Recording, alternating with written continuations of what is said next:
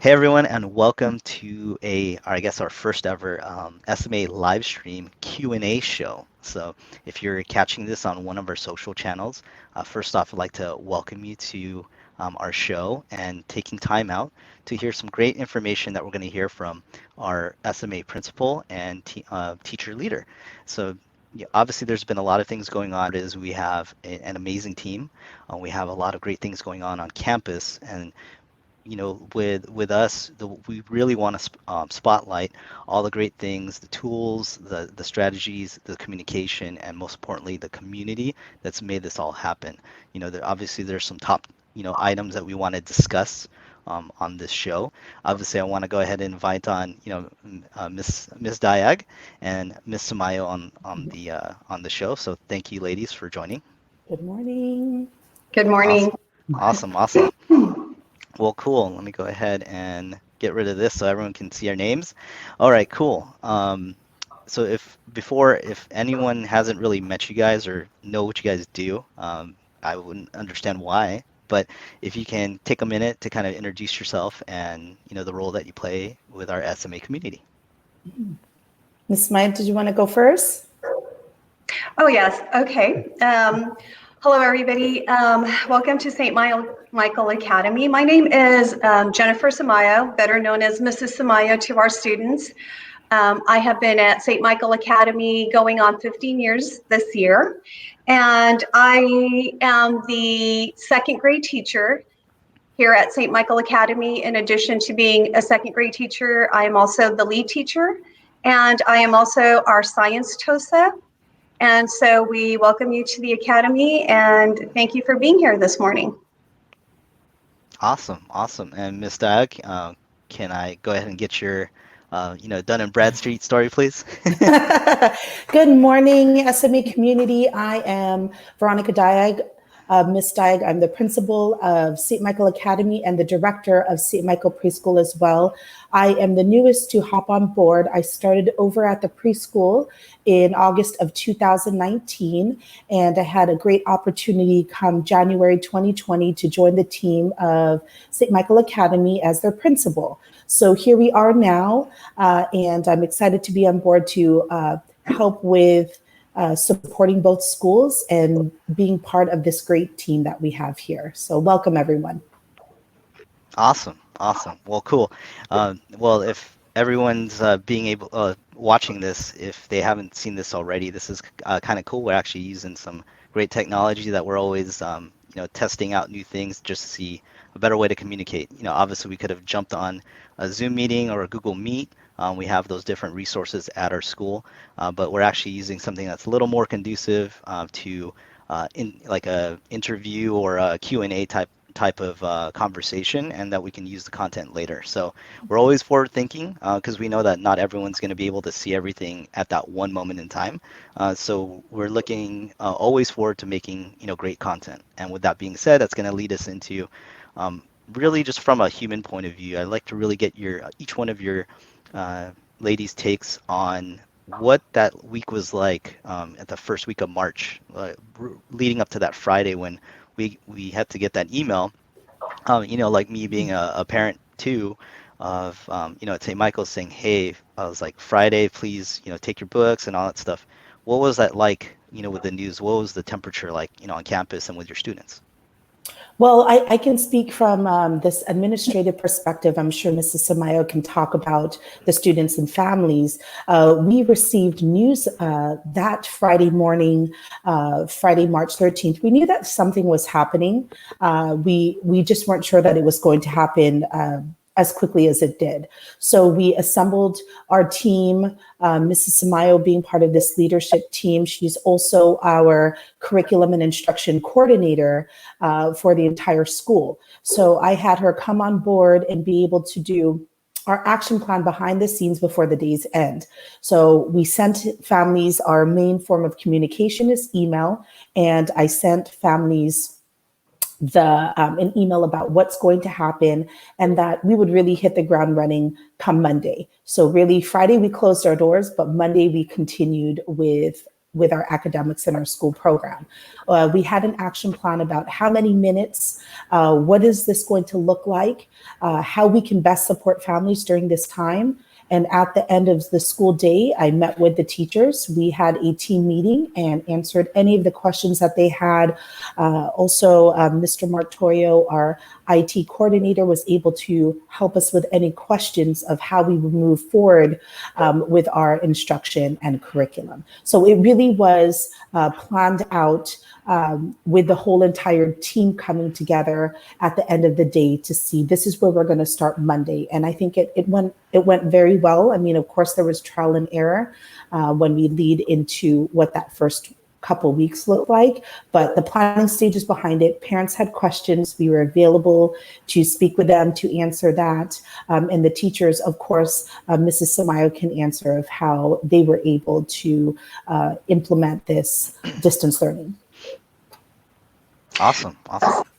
So having jumped on board, as Ms. Dayag said, March 13th was the last day of our physical classrooms, and March 16th was our first day of distance learning.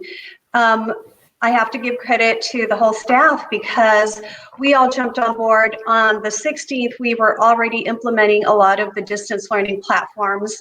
So having jumped on board, we had a lot of new teaching strategies that we had to implement over the weekend, and it was a lot of work. But I think at this point, now that we've completed 8 weeks of distance learning, it has been a positive experience. As Ms. Dayag said, the beginning of our school year, we were doing so many things like events and gatherings, monthly masses, weekly masses, even daily masses with our students at the academy. We are 1 in 4 of the schools here in the South Bay that are part of the NGS, which is NGSS, Next Generation Science Standards and Blended Learning. We are in partnership with Loyola Marymount. So before all of that, our students were constantly learning about how to be a global leader, a critical thinker. We were very strong in our Catholic identity. And of course, with the turnaround over the weekend, we as teachers wanted to continue that. So there was a continuum of that same philosophy, including the new platforms of distance learning. And of course, over the weekend, we had to really implement what was going to be the best way of continuing that educational platform that our students here at the Academy were used to. So we were always strong in our Catholic identity. We continue to do prayers, even though we're doing that virtually. Whether it's synchronous or asynchronous, we continue to do that, and even with the academics involved. So yes, there were glitches the first, I want to say, first 2 weeks, but after jumping over those hurdles, I think we're on our way and really adapting to this platform of distance learning. Awesome. That's a really good like assessment of how things went. I remember being on those emails or those chats or those threads on my lunch break. For everyone who's watching, obviously I don't work at the school. I definitely volunteer at school. We got tons of great parents who are amazing volunteers and everything like that too. And it's just one of those things where really the whole community, I think, bonded together. The one thing I really wanted to touch on, I think that can connect with a lot of our viewers, is what were some of the students asking? Like what were some of the questions by like the lower grades or the middle grades or our junior high or our higher grades? What were some of the questions or concerns they had from their point of view? Well, I guess I'll go ahead and take that. Knowing that I teach second grade, and I'm going to speak on behalf of the primary school teachers as well, our students were not learned in using the G Suites and Google Classroom. Therefore, we really had to figure out, okay, what's the best way for our students to use this platform of distance learning? So what we did was we decided our best way to communicate with the parents, because parents are constantly involved with the younger children and even with their technology. What we did was we decided that we would use GradeLink and ClassDojo as a way of daily communication, which I think is the most beneficial way for our lower grades to be able to do what they do now. And so I think having used those platforms and being able to communicate not just with our students, but with the parents on board, Hmm. it's become such an easier transition for our younger kids. Now, Right. the upper grades, and I want to say third through eighth, they have been using Google, so they're very learned in using Google Classroom. Hmm. So it's not something that they had to learn overnight. It's something that they have been doing all year long. So it was a much easier transition for our upper grade students. And that in that aspect, it made things so much easier. And and I think they adapted to this a lot quicker than the primary grades. But what I Hmm. loved about the primary grades is that we had their parents involved with their Cool. education. So that makes Nice. everything so much better because it's not just, the little 5 or 6 or 7 year olds we're working with, but their parents are on board with it. So it's what I love about it. It's a team effort Hmm. with the student, the parent, and the teacher doing distance learning. And Very I think nice. for the whole entire school, all of the students, the biggest concern was that social emotional aspect piece that they're not going to be here every day in a physical classroom seeing their classmates. Right. So that was the thing that with the older students and the middle schoolers, they don't get to see their friends. They don't get to have that daily conversation, that dialogue that they have with their teachers. Right. Even something as simple as having fun being outside for break or lunch or even doing PE, they don't Right. get to do that because they're confined to their own homes. But the teachers have been so wonderful about coming together of how to get creative on that piece. One of the biggest Hmm. things is that hearing that the students wanted to see more of each other, our PTG, they came up with a online dance party. One of our parents is a DJ, and that was well crafted and coordinated, and it really brought our teachers and students together. So that was one of the biggest things that we want to make sure that the students' needs, the families' needs are being met. So I thought that was great that we listened to that part of that social emotional piece of they still want to be connected on a different level versus just playing the games on what they do at home in Hmm. their own time, but on a Right. larger scale of coming together as a community. So it was great to see that our teachers and students can do that on a Friday night and have some fun there. Awesome. And one of the things that, obviously I can see from a technical point of view, obviously and a lot of administrators or tech administrators would see a definitely increase in the amount of Google Meet. So that's kind of like the online meetings. So if you're a first-time viewer here, you might have heard that buzzword or that service that's popular in the news like Zoom, right? So Zoom's also used. But one of the things used across all the platforms that's free that we leverage along with a host of thousands of different schools, K through 8, university, everything like that, across the U.S. and globally, is Google Meet. And obviously that usage skyrocketed.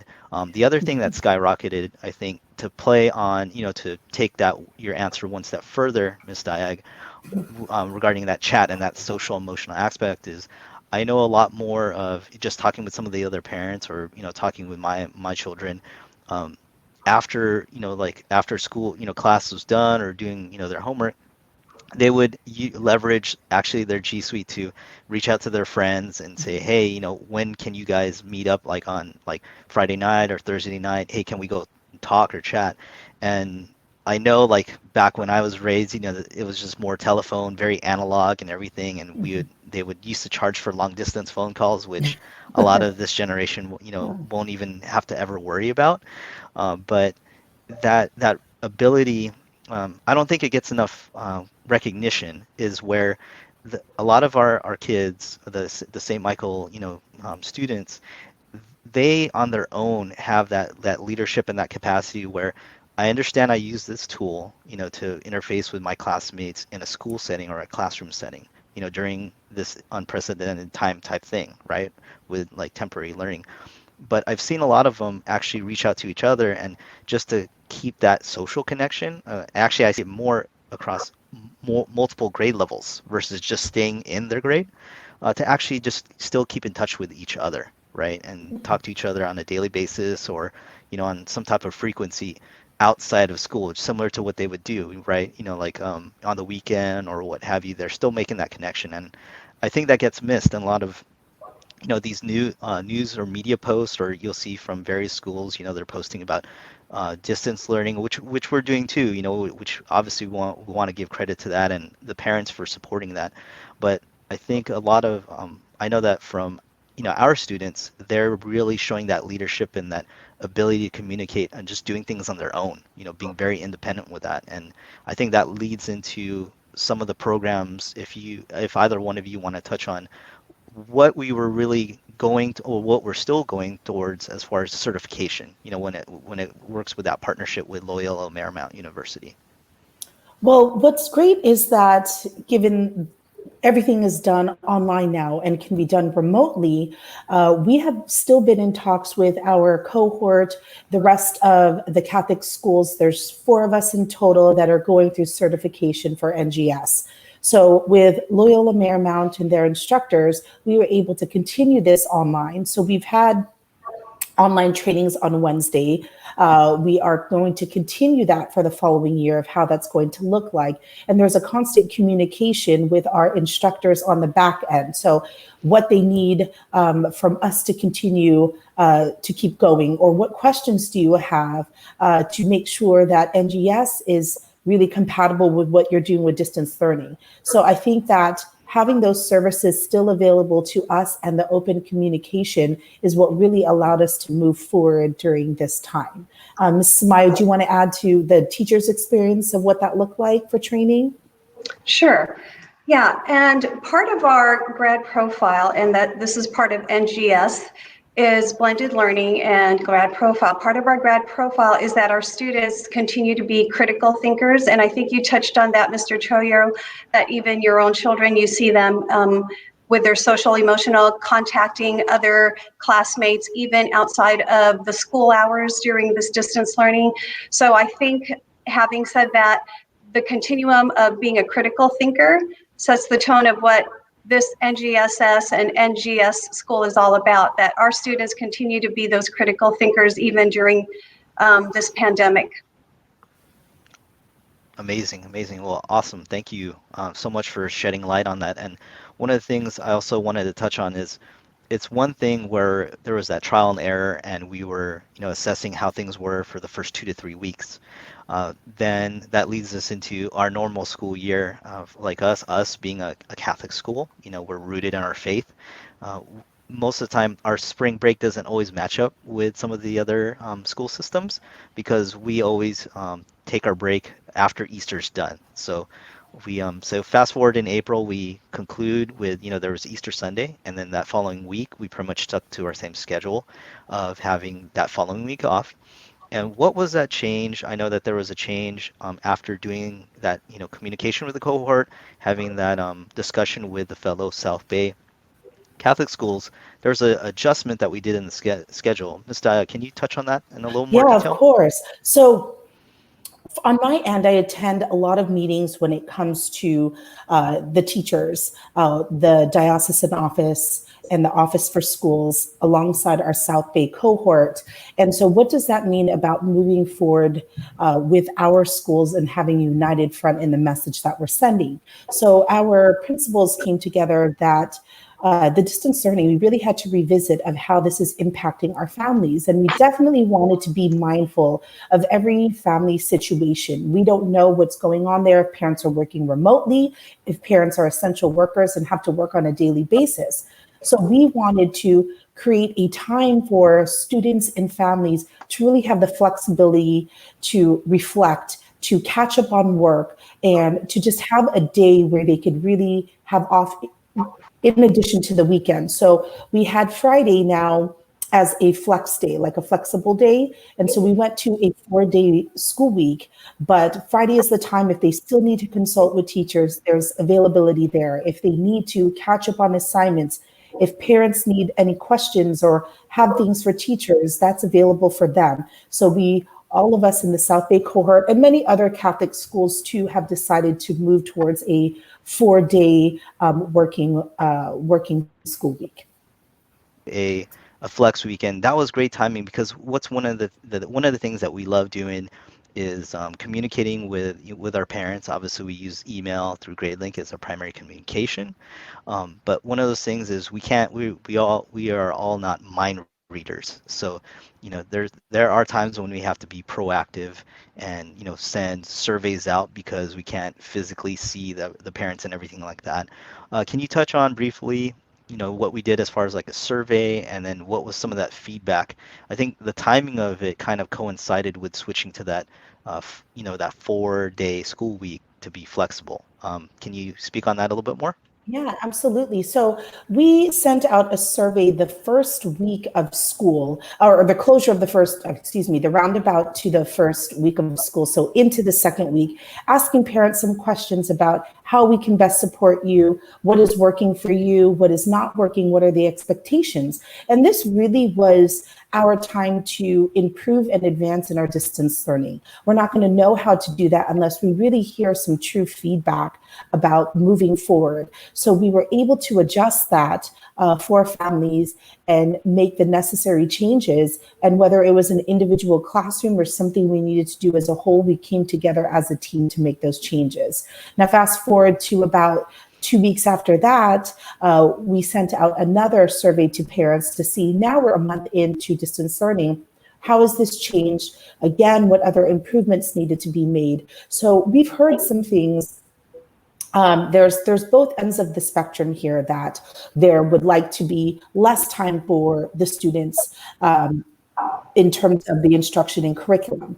What does that mean? And primarily that was for the younger grades, that they're not used to constantly logging on to online platforms and online applications. So how are we supposed to adjust this to best fit the youngest learners versus the middle school children? They were asking for more FaceTime. So here we are having to fix that. And middle school is asking, we want more instruction time with teachers, face-to-face things. And of course, when it comes to math, what does that look like behind the scenes of having to solve a problem? So we were able to really work with our teachers to find the best fit to extend our hours or add more hours in the day to really help our students with that.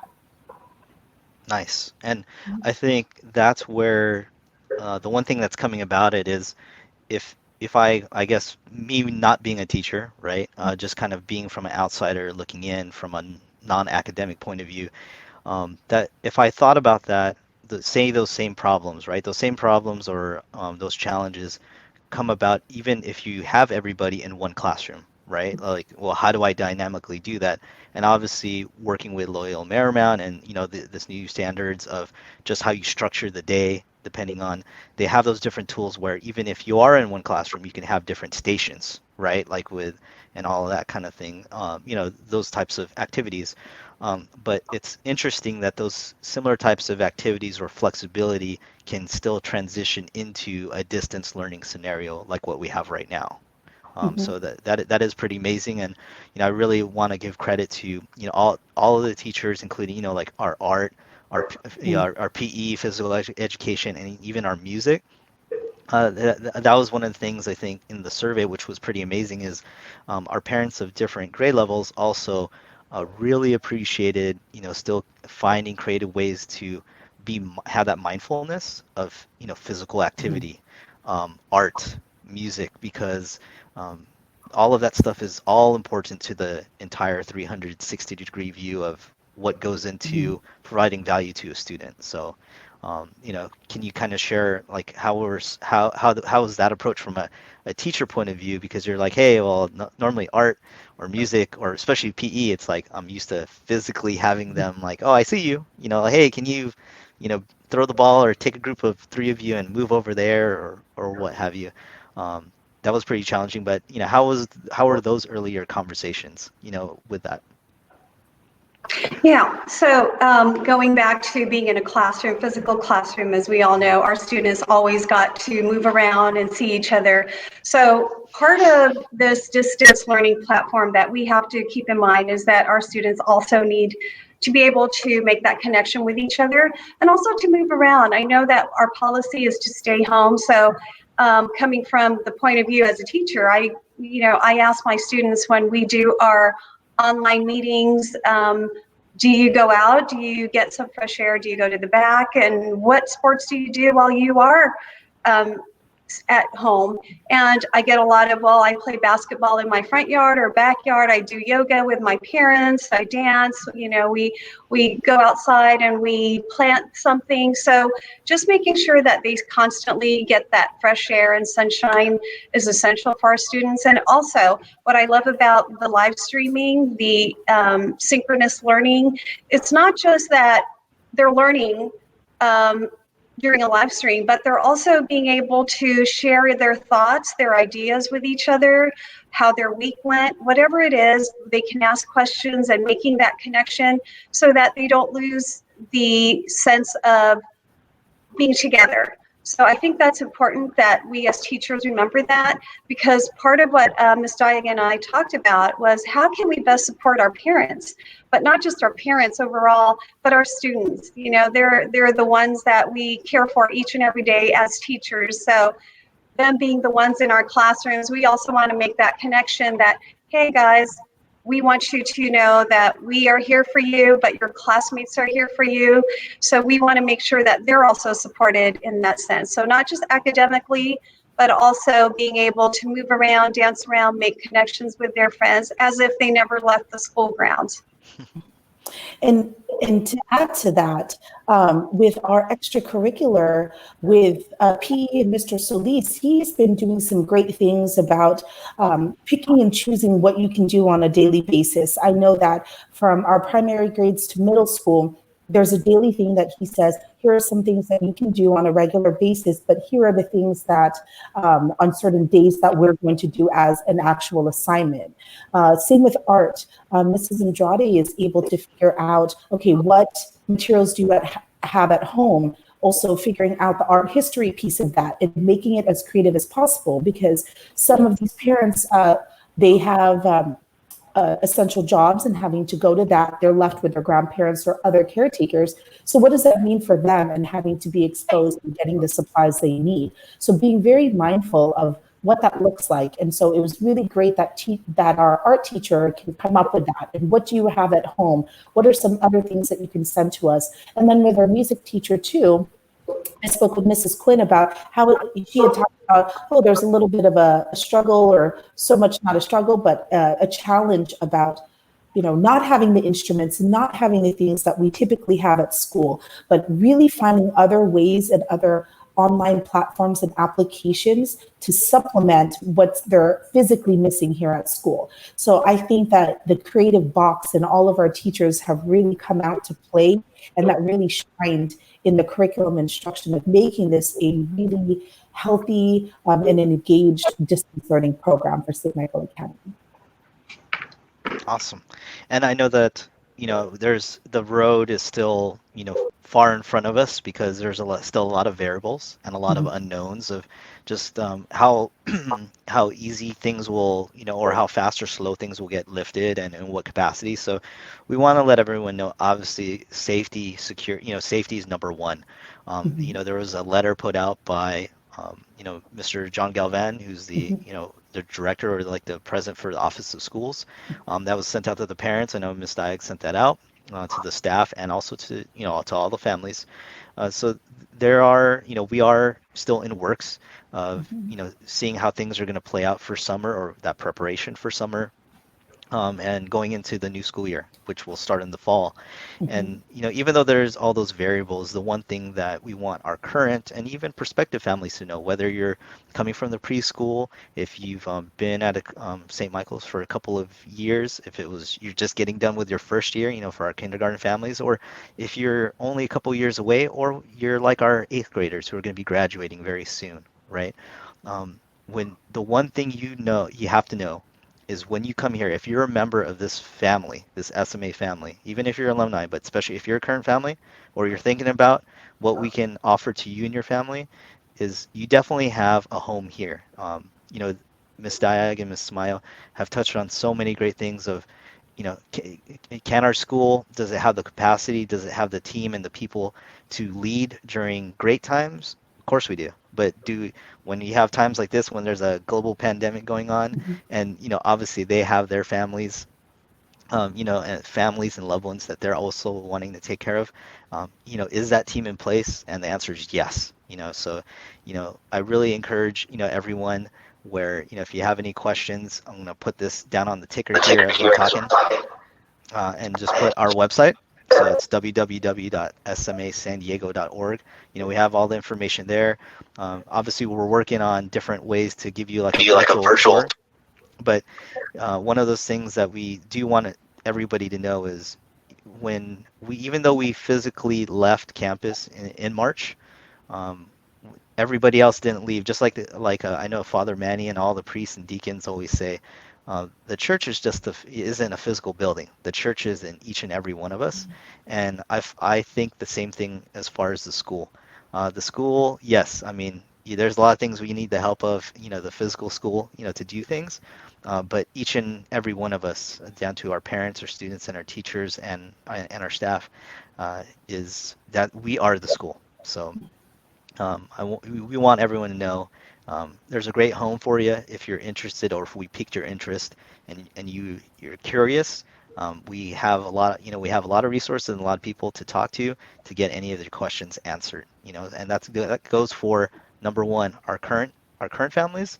Again, like Miss Dayag, Miss Sumayao, and a lot of the teachers always stress, if there's any concerns, any questions you have, or any feedback, they're always very open to that, no matter what, because they understand, the experience that you, and more importantly, your child or your children are getting here is number one, and they want to make sure that they're listening and available to hear that. So, um, Ms. Diag, or Ms. Sumayao, if there's other things that I know we haven't touched on. I know we covered, most of the things, as far as what was it like before, what was it like kind of in the middle, and then kind of like moving forward. If there's any other, words or things that you like to share, to the community, definitely it's open floor for you. Yeah, definitely. I think that we are, although we have closed and there's things that have happened with this global pandemic, I feel that we are at an advantage here to really help our families be able to continue to build their faith, to have students continue with their academics.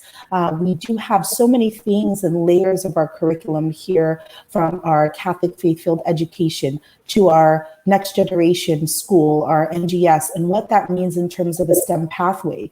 We have our preschool, which we've integrated the same type of curriculum of STEM, of science, technology, engineering, and math. So several of our preschool children will be joining us in the fall for kindergarten.